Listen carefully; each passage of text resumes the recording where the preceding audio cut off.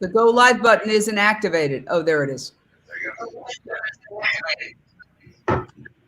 All right, we are live. Thank you, Josh Meckel. Awesome. We are live with our Boycott Meat Roundtable, and we've got an incredible group here. So I would like to introduce and get started with the man of the hour who made this all happen, Joe Enrique Henrez. Joe Enriquez Henry, tell us what the genesis of this is and how it's growing, Joe. Joe. Okay, well, it began, can you hear me? Yes, we can hear you fine. Hello, I am here. I can hear you. Go ahead. Yes. Go ahead. Talk. Okay, great. Good to be here. Our boycott began in May to safety of meat workers. The meat packing plants across the country. We called attention to the unrest in those plants. We began our boycott against these plants, against the big corporate processing facilities in May. Since then, we've had many people and organizations join on board to join us in the boycott of all meat until such time as we can gain rights in the workplace, safety in the workplace. Now, we know that, of course, this boycott will continue for many due to the not only the unsafe working conditions of workers, but also the treatment of animals. Many animal rights groups are part of our organization, along with worker right groups, environmental groups, and of course, Latino groups. For Latino is now the main group within the Latino community that is leading the boycott for those of us in the Latino community. And as we know, meatpacking workers are composed of about the majority are Latinos and also from the immigrant community. And I want to introduce Gwenna Hunter of Vegans for Black Lives Matter. You have joined the coalition, the Boycott Meat Coalition, and you can go to boycottmeat.com to learn more. Why have you joined, and why do you think this is a powerful coalition, Gwenna? Well, I think all of us can agree that, and probably most of the people watching, that, this is eating meat, eating animals is a contribution to oppression, to suffering. And so, I remember when I first became vegan, it was because of animals, and that light went off, and I realized, like, wow, we're actually, causing oppression to the animals and causing oppression to the people who feel forced to have to do this for a living. So I think it's really important that people get on board with this because, I think in this lifetime we can actually switch over and get everybody plant-based, or at least in the type of animal suffering that's going on. It's a very, very cruel and gruesome. It's worse than any horror movie that you've ever watched. And I think if people really saw what goes on behind the scenes, what an employee has to go through and suffer through every day, and then go home to their family and then go back and do it again, think twice about consuming this. And why Vegans for Black Lives Matter involved in this, Gwen? So Vegans for Black Lives Matter, it's interesting. We all have something really in common, is that we understand oppression, and we understand the interconnectedness of the oppression, and that it all has the exact same blueprint. Suffering is suffering, and I don't think anyone wants to intentionally contribute to any type of suffering. So Vegans for Black Lives Matter is a group of individuals. We understand the plight of animals, and we also empathize and understand the plight of humans. So I think it's stronger. Thank you, Gwenna Hunter. We've just been joined by Mia Mcdonald, writer of the. Tell us why you're involved in this, Mia. Hi there, everyone, and thanks so much for your contribution. Sorry, I missed a little bit of what's happened already. I'm here in New York City, and we are working this week on a concerted effort, like some of what you're doing across many organizations, labor, environment, animal protection, food justice, to try to hold the meat industry accountable for what's happening to the workers, and of course, what's happening to the animals as well. So it's a week of action focused on Tyson Foods, which unfortunately has had the most of its meat processing plant workers who have died from COVID. It's 75 workers already, and we know more than 30,000 meat processing workers have COVID. So we're seeking to hold Tyson accountable. We've sent a letter to the shareholders urging immediate action on protective equipment for workers, which, believe it or not, our government is saying is still a voluntary action. Mandatory social distancing, mandatory reduction of line speeds, which they've actually gotten, Tyson and other big meat companies, waivers to even speed up those lines, which are already horrifyingly quick for workers and animals. Even in the time of COVID, even in this crisis, they've gotten waivers to speed up those lines. So we're urging that. We're also urging mandatory sick pay. We're urging an end to a kind of point system the industry has, where if workers don't come to work, it's held against them in terms of salary, in terms of promotion. So we're saying workers should not be getting sick with a deadly virus and dying to produce meat, to produce bacon, to produce hamburgers. It's not essential. It's an inherently cruel and exploitative process. And these are by and large workers of color. Black workers, Latino workers, Latinx workers. I'm so thrilled to see the coalition you've assembled, and they're being exploited and being treated expendably. So while we're a large group, our focus this week is really in solidarity with the workers. So we care about the environment, we care about climate change, but this week we feel it's hugely important to stand with the workers. I hope nobody has their phone on because we're getting a little reverb. So kill it if you have your phone on. I think there's somebody who's listening to this at the same time. So, okay, thank you so much. I can tell you that I must say this: we cannot independently confirm and invite Tyson on any time to respond to what you've said. In fact, we'd like to dialogue with all of these meat companies. We know, for example, that JBS has recently come out with a line of vegan products that was just certified as vegan. So they know how to make vegan Victoria Moran, but I guess this business will continue as long as there's consumer demand. Okay, we're not hearing you at all. So Joe? I'm sorry, I'm here. I muted myself. Go ahead. Yeah, that's what's so exciting about this coalition, because there are a lot of us who care about animals, who care about human health, who care about the environment. We're already not eating meat. Some of us haven't eaten meat for decades. But this particular coalition, because it is focused on the workers, is really bringing in people who are interested in human rights first. And, you know, you only have to open one door and then you see everything that's back there and you want to support all of it. So it's really thrilling that we can reach out beyond the plant-based community and get other people who are doing all the right stuff except at mealtime. And that's something they do 3 times a day. Changing that can really send a message to this industry that we mean business. So we've got Yuri, and I don't want to mispronounce your last name, so I'll let you explain it. What are you doing on the ground in Iowa, Yuri? Yeah, thank you. It's Mickovic with a V instead of the W. Eastern European background here. So I'm happy to be a part of the conversation today. I have been working actually with LULAC in Iowa. Yes, we have a vegan outreach. We recently, like for the last 2 months, have started a new campaign. It kind of brought about because of COVID, because of the national circumstances with the shutdown. We're a grassroots organization going college to college, doing events where we're getting students, people to try going vegan, a couple thousand a week. So for us, when COVID hit, it was a really challenging situation.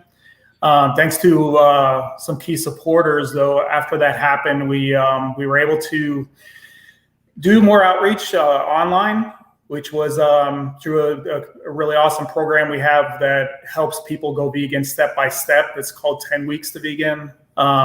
They eliminate 1 animal product per week. So it's a very helpful program to get people that haven't tried going vegan before to get it down the first time. So we've been doing that online a lot. But the other program, like what brought me to Iowa, is called Vegan Food Aid, which we started pretty much just to get vegan food out there more. We've been partnering with vegan restaurants, independent grocery stores, different food sources to get food to migrant communities in a few different states, California mainly, but also New Mexico, Arizona, and where I've been working in Iowa. Yuri, can I ask you if you're getting some of this vegan food to the slaughterhouse workers? That's right. That's right. Thanks to our partnership, we've been partnering with different groups, but we just partnered for the first time with LULAC with this new program that I was mentioning. And in 4 different towns we're working there. There's a few communities from JBS, from Tyson. The biggest one that we just started getting food to is a Tyson plant, I believe, from Columbus Junction, which saw some of the heaviest cases of COVID and had to shut down because they had such an extremely high number of workers that caught it.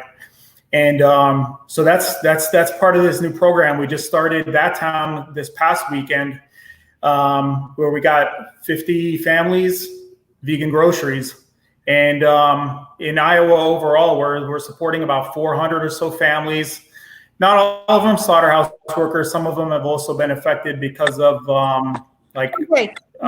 just the COVID itself. Or I just want to jump in. It's 6 people, so we want to give everybody a chance. So Joe, you're in Sure. Iowa. Joe, Iowa is a very pro-meat state. In fact, one of the reasons why presidential candidates are so afraid of, going up against factory farming, concentrated animal feeding operations is that Iowa is like the first hurdle, the caucuses, in the presidential run. Are you seeing a shift with COVID-19, with farmers having to, quote unquote, depopulate their animals, which is a horrific process? That's the furthest thing from euthanasia you could imagine, some of the most horrific footage that's ever been recorded. Are you seeing a shift, or is it mostly other organizations like the ones represented here? Well, Jane, there is movement. Clearly, there's movement because with what is happening in these processing facilities, the outbreak of COVID-19 has happened in many of the towns where these processing plants are located. So the community members are becoming more aware of what's going on. Of course, to the workers, they're very concerned for not only themselves and their families.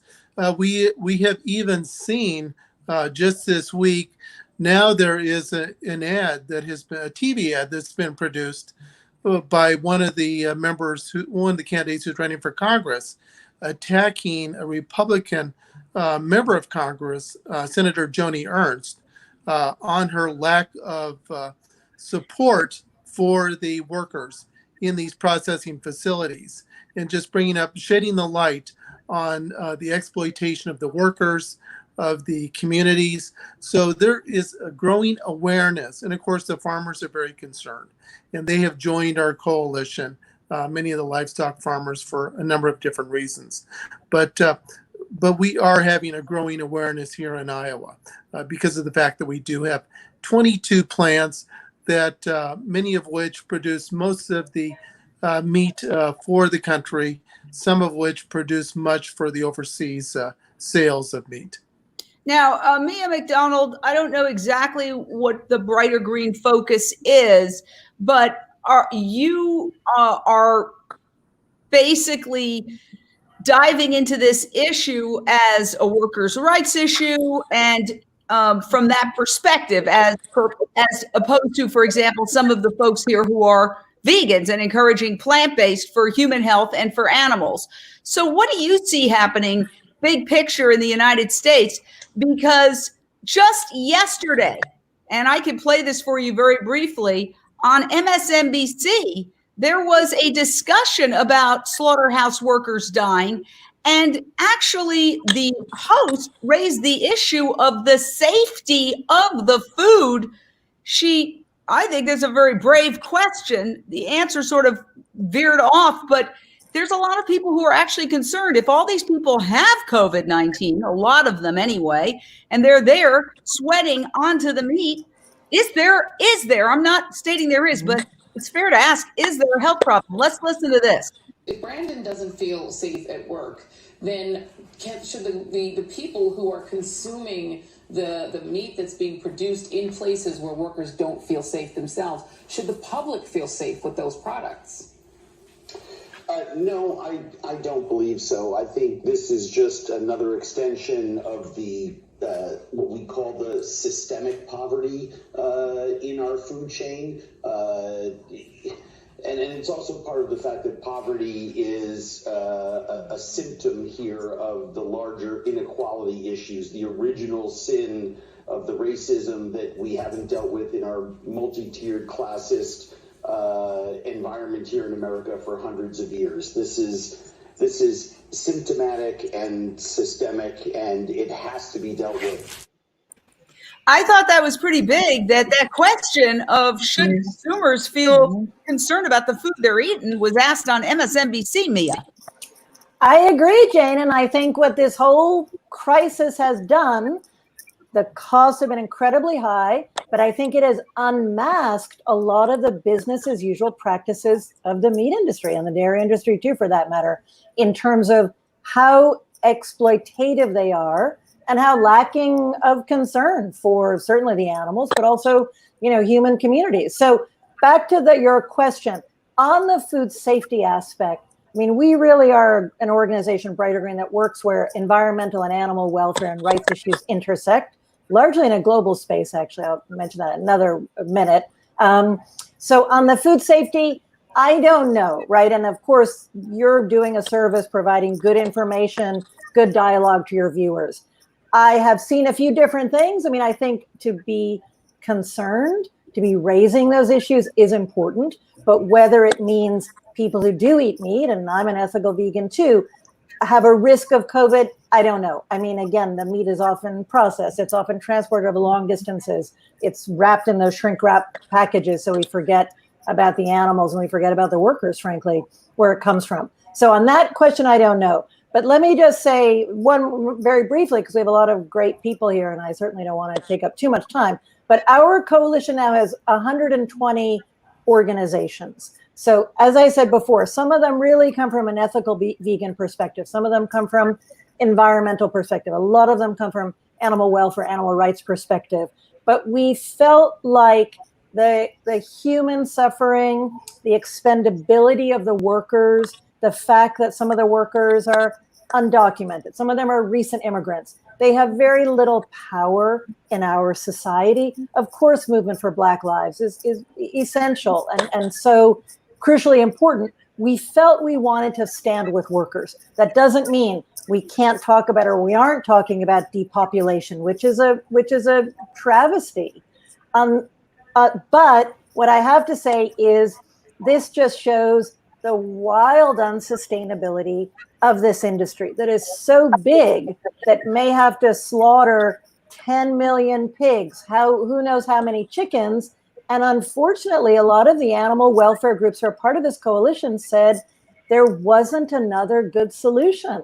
Can't send 3 million chickens to sanctuaries. Now, again, I'm not saying that from my perspective. I'm saying it how we coalesced around this solidarity. And I think we all agree on that. But boycott meat is hugely important too. Yeah, absolutely. And I'd like to say that one of the first things we can do is stop raping these animals into existence. They're not making love on these factory farms. No. They are artificially, forcibly inseminated. In fact, the industry term, and you can look it up, has been at times rape rack. Yeah. So this is the first thing we can do. If farmers are upset, which I know they are, about having to kill their own animals as opposed to putting them in a truck and saying goodbye and somebody else kills them. And if that's causing them to confront, the disconnect between their values and their actions. And I think the first thing they can do is stop inseminating the animals. Mm-hmm. And we could start winding down factory farming immediately if all the farmers just agreed to stop inseminating the animals. And then those animals who were left over, we could find some way to distribute or get funding for those animals. I know it will be challenging. So, so much to talk about here. Gwenna Hunter, there's also the discussion of consumer power. as the Black Lives Matter movement takes over the airwaves, and it's COVID-19, Black Lives Matter, pretty much, aside from what's the latest thing our president has done. But those two things are really the main headlines. Is there a way to coalesce those two so that consumers, particularly consumers of color, take the power back? Because studies have shown that a good percentage, if not the majority, of the fast food companies that are the primary distributors of meat and dairy contribute politically to the forces that are diametrically opposed to Black Lives Matter, the forces that want to keep the Confederate statues up, that have denigrated the Black Lives Matter movement. So why or how can we convince people to stop funding their own oppression? That's such a beautiful question that you just asked, and it's a huge answer too.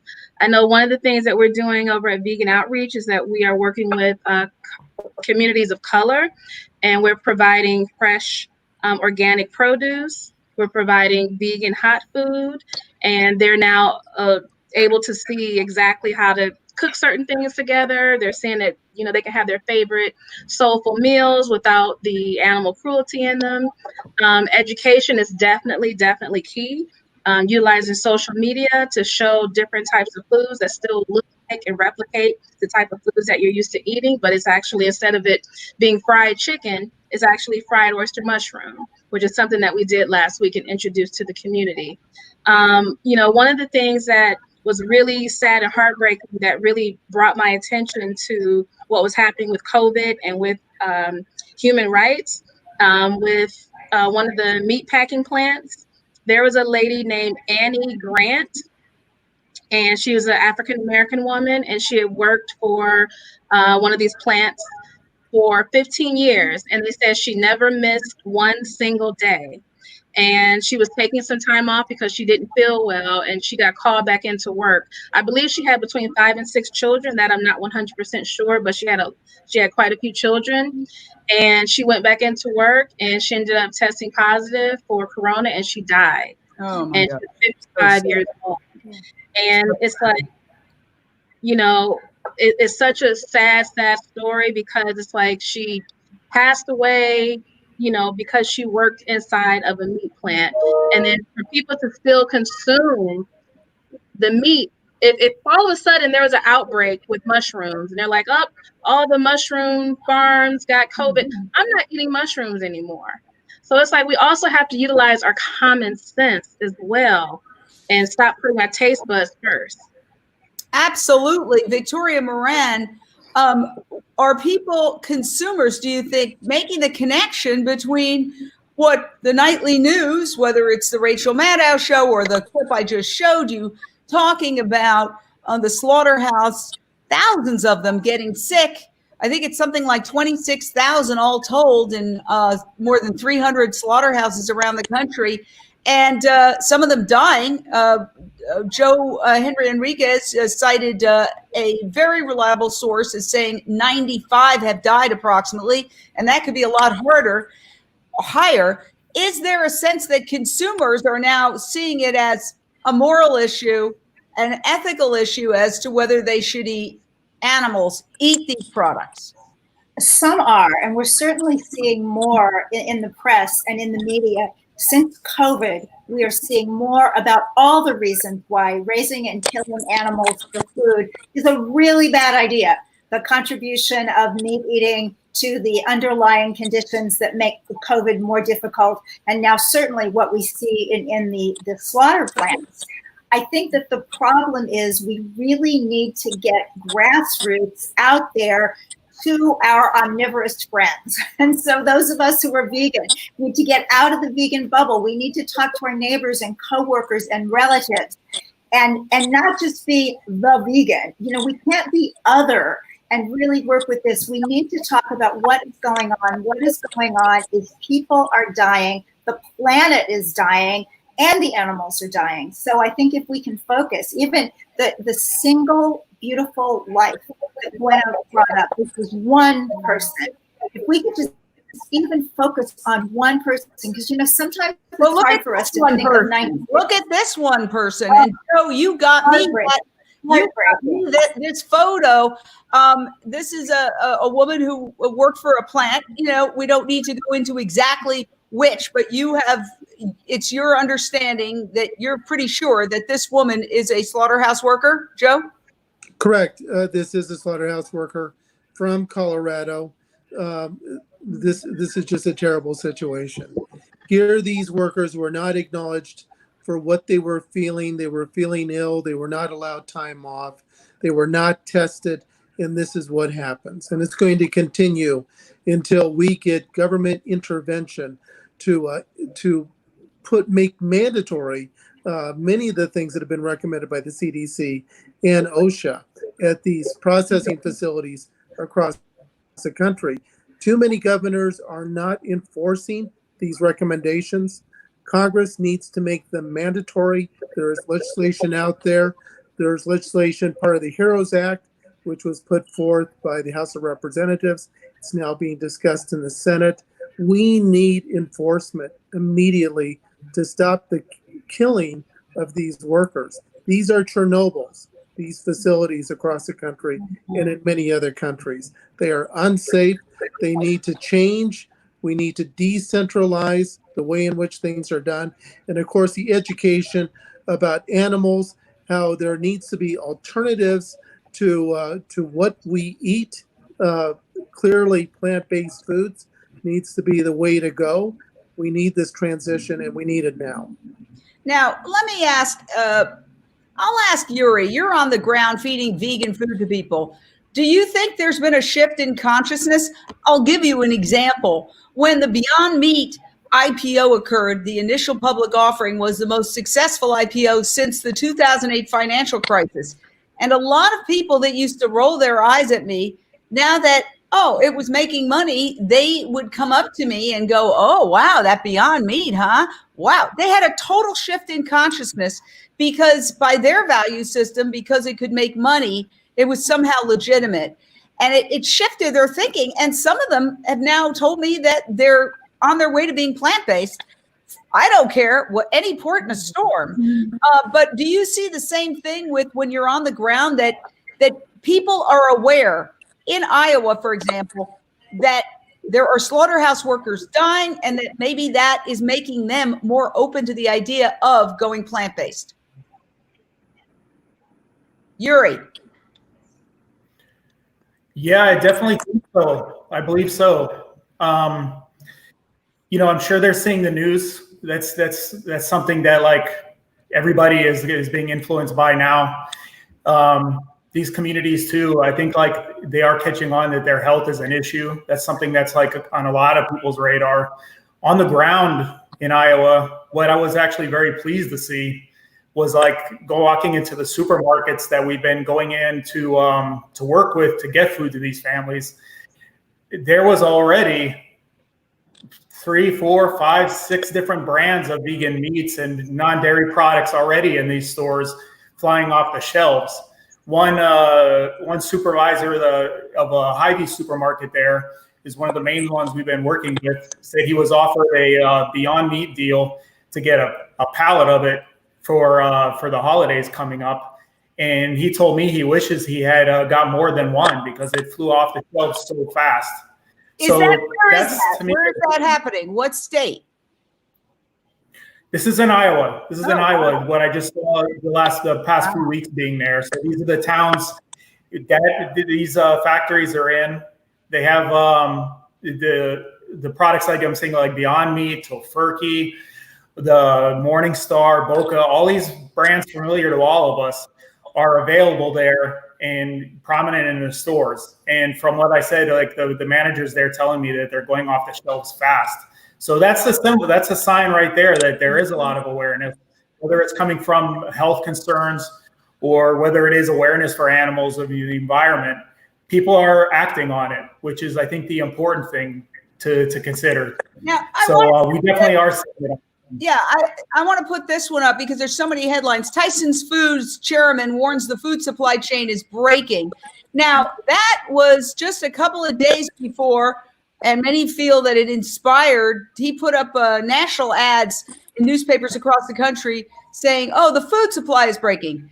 Then President Trump declared that meat was an essential product, that it was part of critical infrastructure using the Defense Production Act, just a couple of days after the Tyson had put that newspaper ad out. But indeed, it wasn't our food supply that was breaking, it was our meat supply that was breaking. And the New York Times did a whole story, Mia, on how they continue the meat industry in general. I can't speak to any specific company, but the meat industry in general was exporting overseas, even as their talking point was, well, the food supply is breaking. We've got to have these quote unquote essential workers in there. Meanwhile, they're exporting product overseas. Yeah, it's shocking, Jane. And what I would say is, I think the media is doing a pretty good job of covering the story. And I think part of our work, and your work, of course, as a journalist, is to encourage that and to call out the hypocrisy and the lies. I mean, I think it's great the New York Times found that. We have colleague organizations in China. I mean, it's shocking to say the sky is falling, people won't be able to eat meat, and yet the exports continue. Now, another thing that I was told is that letter that Tyson put in probably cost them a fair amount of money. They got huge bang for their buck. But I was told basically they were in touch with the White House, with the president's chief of staff before that letter, lobbying for their interest. And basically the main interest was shareholder value.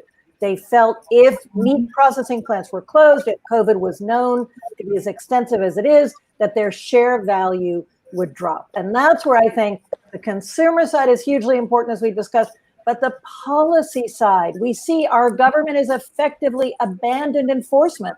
As Joe said, OSHA is not even inspecting these plants.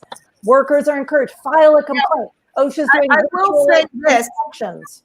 I have to read a statement because Tyson has said that they are the only meat processing company to conduct large-scale COVID-19 testing of its employees in Northwest Arkansas. And they have an entire statement basically saying that they're involved with large-scale testing. I just want to, reach out and say you're invited on anytime, Tyson or JBS or Smithfield. We'd love to dialogue with you and have you become part of the Boycott Meat Coalition.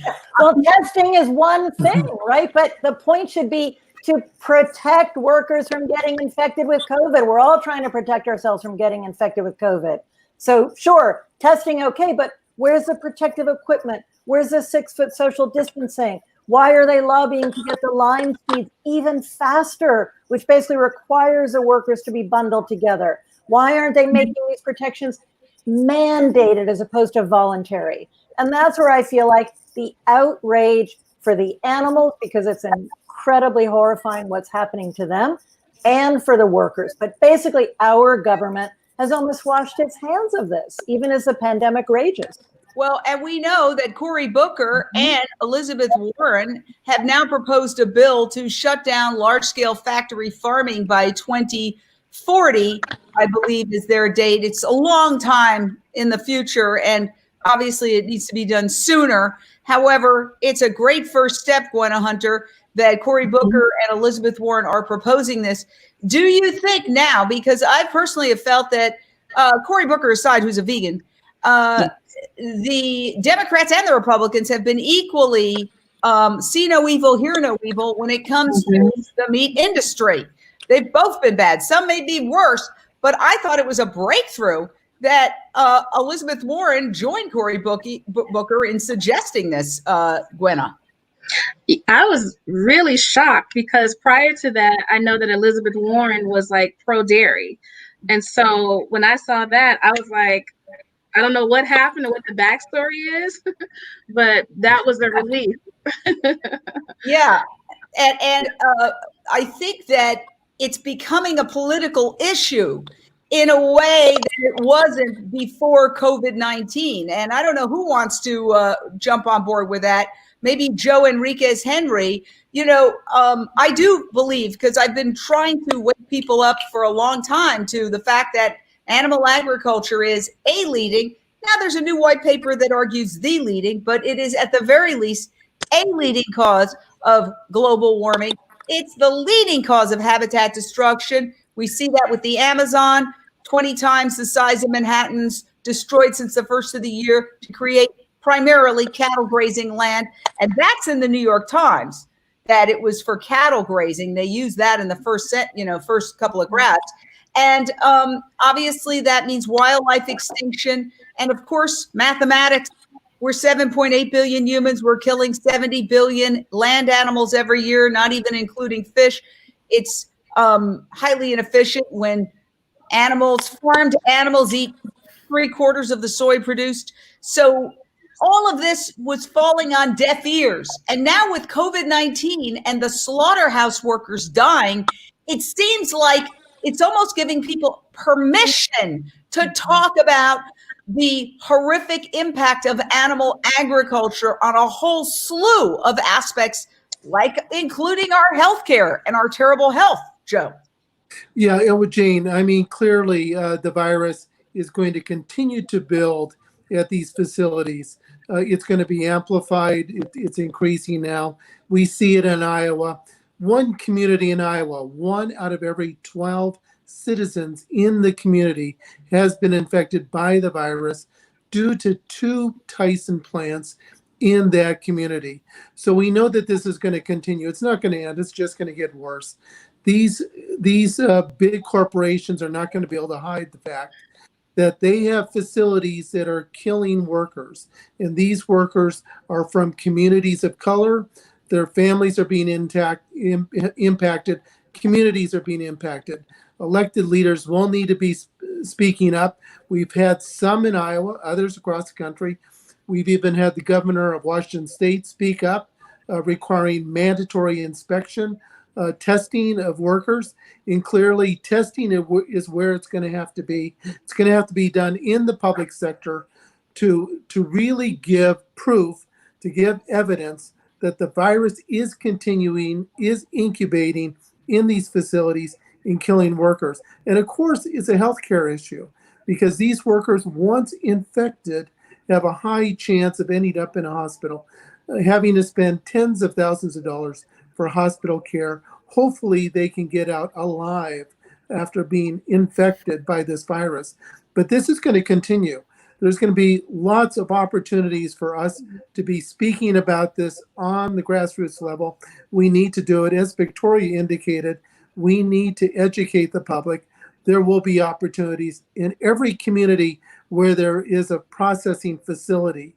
That is an opportunity for us to speak with the media, to hold vigils, to hold protests. Every time a worker gets infected, and especially if a worker ends up in a hospital and dies, that is an opportunity for us to be talking about this issue, getting out into the streets. I applaud the Black Lives Matter movement. Clearly, they have shown us that not only is it important to speak up, but it's important to get out into the streets. We have to do it. We have to form relationships with the BLM and other social justice groups to be speaking about this. Clear time to educate the folks. Yes. Glenna, you are the founder of brilliant that you came up with this, Vegans for Black Lives Matter. Is there a way for you to reach out to the Black Lives Matter movement and say, as part of your movement, let's take this money back that we're giving to these fast food companies that are supporting the administration that is, denigrating you, and at the very least dismissing you, if not calling you pretty bad names. It's pretty easy to do a couple of Google searches to see the fast food companies and where their trail of dollars, their profits, overwhelmingly go to let's just call it what it is, the Republican administration, the Trump administration. Mm-hmm. If we could make that connection, I think that this coalition could explode and really become the movement that would also help the Black Lives Matter movement, because in our society, like I say, money talks. I mean, I have never seen a more drastic change in attitude about veganism than I did when Beyond Meat was a successful public offering. It totally changed everybody's attitude. Yes.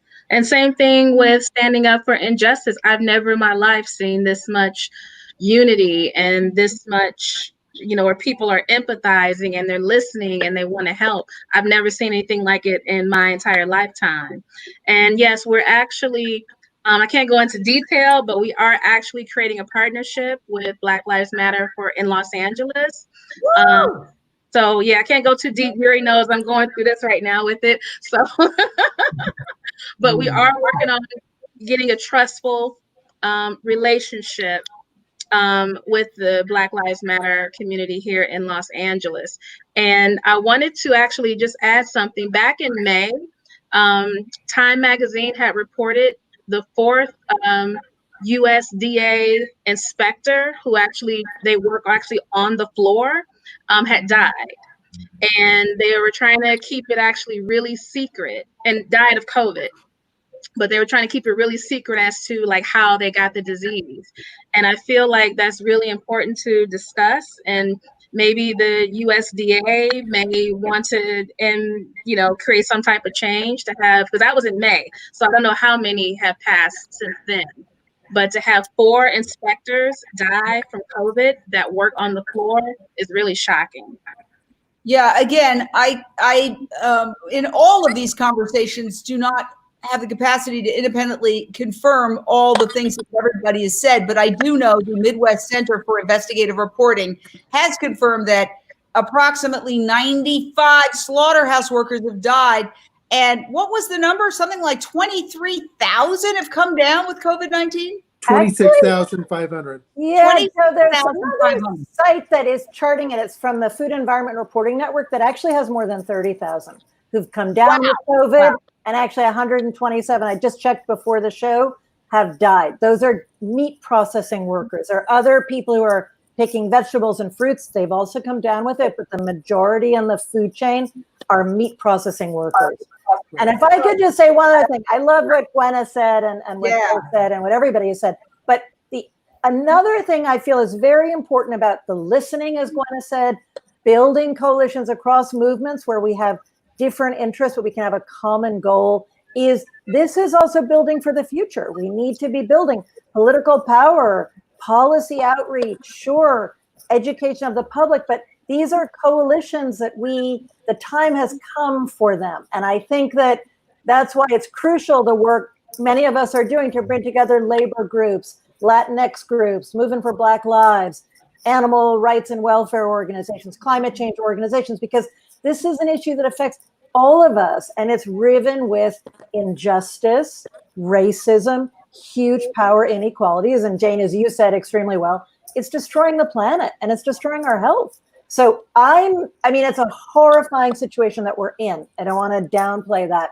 but I am encouraged about the future potential to really confront and change this industry. And I think we will do that through citizen power, political power, awareness, and strong linkages. You are absolutely right. And I just want to say, Gwenna, from your mouth to God's ear, if you can make that happen, that will be a breakthrough coalition like no other.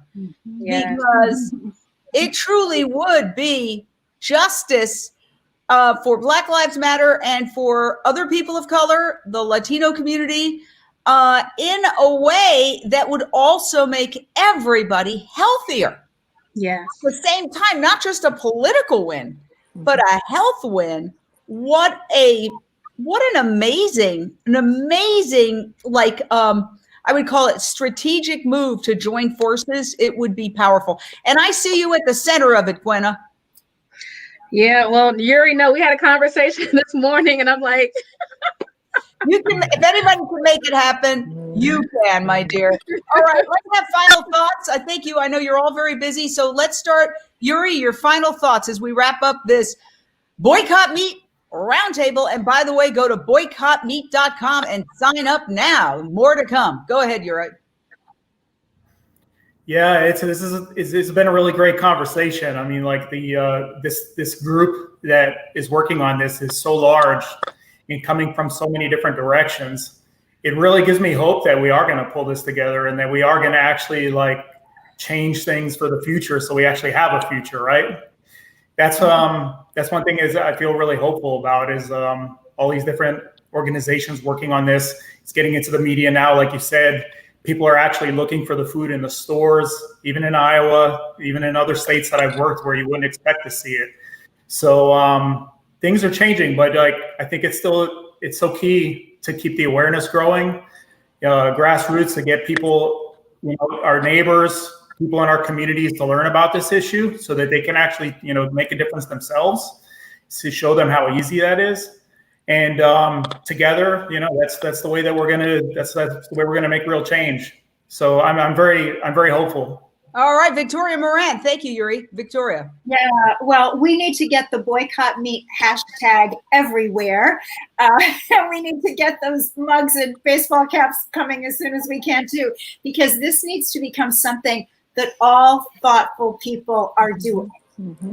Are you boycotting meat? Well, of course I'm boycotting meat. So let's get it out there. Let's make it normal. Absolutely. Great idea. So Gwenna. I just want to say this planet right now, we're going through like a huge awakening on so many levels, with the animals, with race relations, with equality all around. And if you're a vegan, come join the group. We're evolving together, so I just want to say, just like stay optimistic, try to, if you're not someone that wants to go out into the streets and do things, you can just click and sign on a petition, something just that simple. So we need all hands on deck. We do. And share out this video. That's another way to help. Join boycottmeat.com. Go to boycottmeat.com and just sign up. Apparently several hundred people have already signed up and we just started this. Okay, Mia, final thought. Yeah, I would say I think we're living through incredibly unsettling, but also potentially momentous times. A lot of work to be done. This week, I would encourage people, join this week of action against Tyson and Big Meat. Jane, I'm going to share with your team the action kit. You can write a letter to the editor. You can do social media. You can organize a vigil. You can reach out to Tyson shareholders. There's a lot to be done, and we welcome everyone to join us. And just one final point from my usual day job. This whole situation is global, right? What we see in the meat industry in the US, it's happening around the world. And so there's a lot of potential to see the work we can do in the US and the coalitions we can form around power and justice, and share those with people around the world and learn from people around the world. So I think there's huge crisis, huge opportunity as well. Absolutely. It is a global crisis, and slaughterhouse workers around the world are getting hit by this. Let's give the last word to the man of the hour who started all of this, Joe Enriquez Henry. Thank you. So this is the time. Educate, agitate, organize, stop the exploitation of workers, animals, and the environment. We can do this as long as we know that this is a long-range boycott. It's going to take time, but just like everybody said, and I applaud the work of everybody here. We need to continue to organize, get out into the streets, educate people. This is a key time. So boycott.com. See you on the streets. Yes, go to boycottmeat.com. It's right there on the bottom. Joe Enriquez Henry has made this happen, but we have an incredible team. The number of organizations is growing very rapidly. We welcome Brighter Green, and hopefully we can get, you are representing Vegan Outreach, so we're very excited about Vegan Outreach's participation. And Victoria Moran from Main Street Vegan Academy. Gwenna Hunter is also Vegans Outreach, but also Vegans for Black Lives Matter. And I'm Jane Velez Mitchell with Jane Unchained. We're going to do this every Monday at 3 p.m. Pacific, 6 p.m. Eastern. Be there, be a part of this. If we all boycott meat, we will have a plant-based world and save our world from the ecological apocalypse that is barreling towards us if we continue to destroy our planet by killing animals. Thank you so much, everybody. See you next Monday. Thanks, everybody. Really great. Bye. Appreciate it. Thank you, Jane. Bye. All right. Take care, everyone. Thanks so much. Bye. Onward.